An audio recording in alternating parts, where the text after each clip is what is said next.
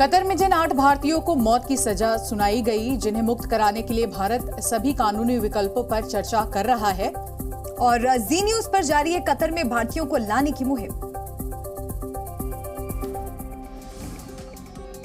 8 भारतीय नागरिकों को कतर की अदालत द्वारा मौत की सजा सुनाए जाने पर पूरा देश हैरान है। इस मामले पर भारतीय विदेश मंत्रालय ने बयान जारी कर कहा है कि हम मौत की सजा सुनाए जाने के फैसले से बेहद स्तब्ध हैं और फैसले की विस्तृत जानकारी की प्रतीक्षा कर रहे हैं। हम परिवार के सदस्यों और कानूनी दलों के संपर्क में हैं। हम सभी कानूनी विकल्पों पर विचार कर रहे हैं। लेकिन यहाँ सवाल ये उठ रहा है कि सजा का ऐलान तो कर दिया गया, पर आरोपों को सार्वजनिक नहीं किया गया। क्योंकि अगर मामला मौत की सजा देने जितना गंभीर है तो कतर सरकार और कोर्ट इस मामले में स्थिति स्पष्ट क्यों नहीं कर रहा? मीडिया रिपोर्ट्स के मुताबिक भारतीयों पर तथाकथित जासूसी के आरोप हैं। हालांकि कतर सरकार की ओर से भारतीयों पर लगाए गए आरोपों को लेकर कुछ खास जानकारी नहीं दी गई है। और चलिए बात कर लेते हैं अमेरिका ईरान की। अमेरिका ने ईरान की प्रॉक्सी सेना पर अब बड़ा हमला कर दिया है। अमेरिका ने सीरिया में एयर स्ट्राइक करके आतंकियों के कई ठिकानों को तबाह करने का दावा किया है।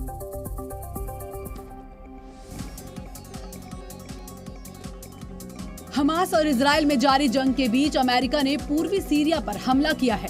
आतंकवादियों के ठिकानों पर एयर स्ट्राइक करते हुए अमेरिका ने यहां जबरदस्त बमबारी की है।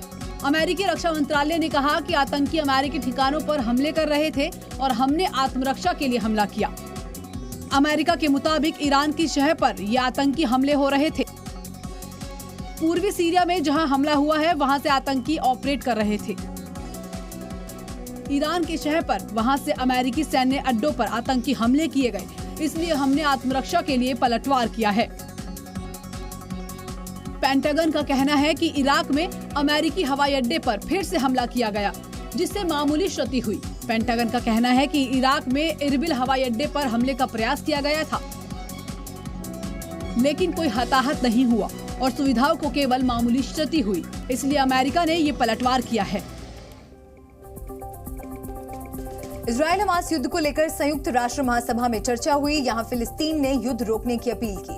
वहीं इजराइल ने दावा किया है कि इस युद्ध से फिलिस्तीन का कोई भी लेना देना नहीं है, हमें सिर्फ हमास को मिटाना है। संयुक्त राष्ट्र महासभा में इजराइल और फिलिस्तीन के बीच वार पलटवार का सिलसिला जारी है। इजराइल हमास युद्ध पर चर्चा के दौरान फिलिस्तीन ने दावा किया कि इजराइल युद्ध अपराध कर रहा है। इजराइल के हमले में 7,000 से ज्यादा फिलिस्तीनी लोग, महिलाएं और बच्चे मारे गए हैं। 7,000 Palestinians have been killed by Israel in the last almost 3 weeks. 70% of all those killed are women and children.